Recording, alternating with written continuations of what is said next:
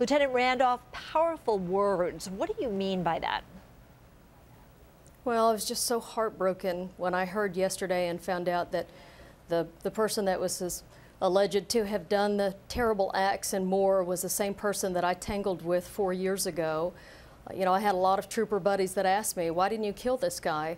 You know, at the time, I never felt like I wasn't afraid of him. I felt like I was in control of the traffic stop. Obviously, I wasn't. I was a lot more confident in my skills than I should have been. And I just felt terrible. I feel guilt, and I don't know that that's something that I'll ever be able to overcome, but I do feel guilty, and I don't know.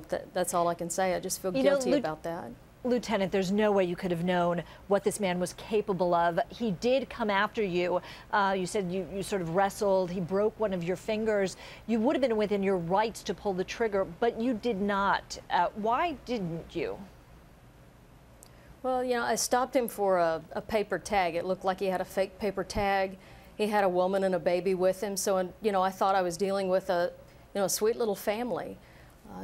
Began to visit with this young man, got him in my car, ran his information. He had a couple of felony warrants, and again, I had just come back to work. I had been off for almost the entire year of 2009 after fighting with somebody and had my wrist reconstructed, my elbow worked on. So I don't like to fight with people. I don't even really like to touch them. You know, so I was hoping that I would be able to just to talk this guy into doing the right thing, and that just wasn't the case. When you think about that, look, officers make split-second decisions every time they come into contact with an individual.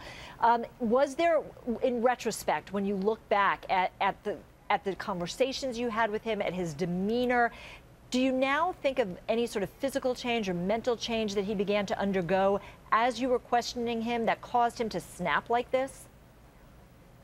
Well, I will say this. At one point, you know, I walked around the patrol car, and he knew he was going to go to jail, and as I walked around the back of the patrol car, I took my handcuffs out and loaded them in my hand. And I wish now that I had taken my pistol out, because he was a felon and he was going to go to jail, and he knew that.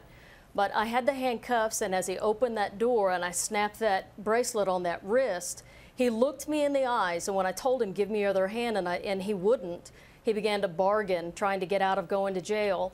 For a brief moment, we looked at each other in the eyes, and it was almost as if I knew that we were fixing to tangle, but I was, you know, had hemmed him up in the door right there, and I was committed to hoping to ride this thing out and end it with him just giving me his other hand and him complying.